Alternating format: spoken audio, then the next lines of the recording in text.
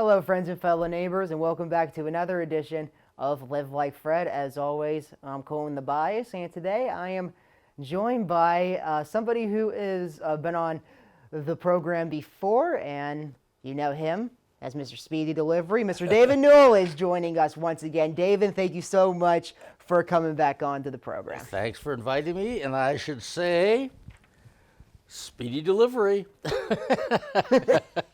That is a special design, and it was given to me right before the program.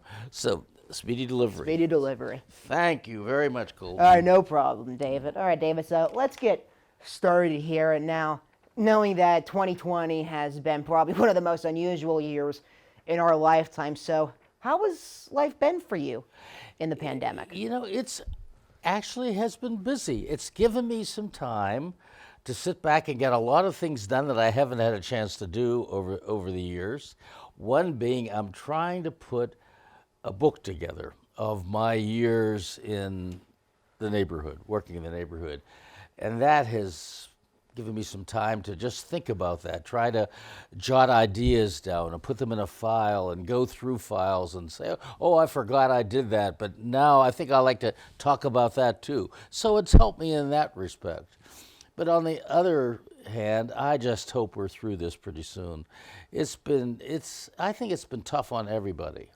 So it has its pros in the sense, the pro being it gives you a little chance to get caught up. But I'd rather not get caught up and not have the virus swirling around us.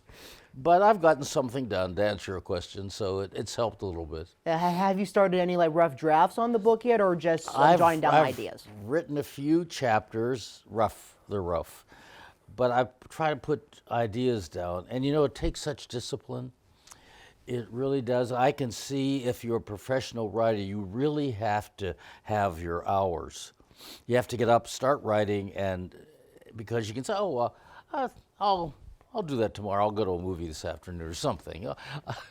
But no, so I have started, yes. And I have, the other thing I've been doing is going through a lot of letters that have come to me over the years. Oh, that's the other thing that's happened during the pandemic. People are writing more. I've been getting a lot of letters with, can you sign this? Or here's something that I met you when I was 5 years old at a mall in Cleveland. Could you sign the picture? And that, that has helped me sort of get ideas for the book too. So that's a positive out of all of this. I'm getting a chance to meet people who grew up with the program, like you. You grew up with the program, right? Yeah, that's right, David.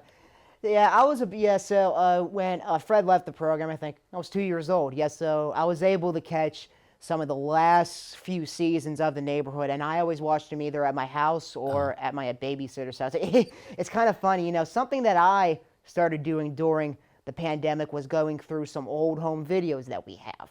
Well, that's a good idea. And I found some of my mother recording me watching Mr. Rogers. Yeah, that's right. I think I was I was watching it on my second birthday in my living room on my high chair. Boy, you started early. Yeah. 2 years Yeah, old. It's interesting. Some children don't come around to it till about 3 years old, but some start at before they're 1 year old. It depends. But the program is so supportive of that age group, and it's designed for preschoolers. Mm-hmm. Basically, that's and you were a preschooler. Yeah.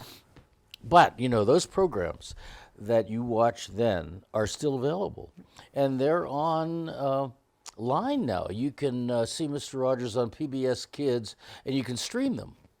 And I would think most of the programs you saw as a child are available, so you can revisit anytime you want to. Yeah, that is right, Dave. And it's kind of funny, I think. There was also another one where my Mom was trying to get me to sing "It's Such a Good Feeling." Now, I was only 2 years old, so I don't think I couldn't talk as much then.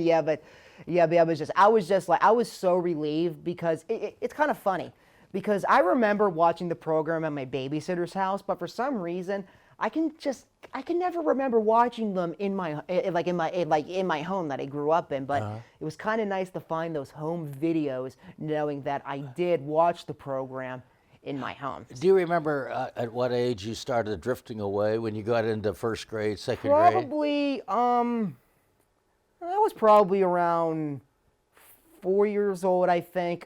I do remember revisiting it though, when you actually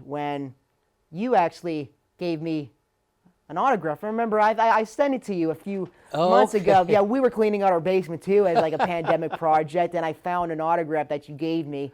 I think I was in first grade, so I had to be 8 years old at the time. But you never really have faded away from it. You're still. Oh no, absolutely not, David. And here we are, because here we are today. What is this? 30-some years later, we came on the air in 1968, but we started taping the programs the series that you grew up with, or towards the end of it. Yeah. In the fall of 1967. Yeah. And by February 19th, 1968, they came on the air, and basically they're still available in some way or another throughout the country. And streaming has really brought it to everybody.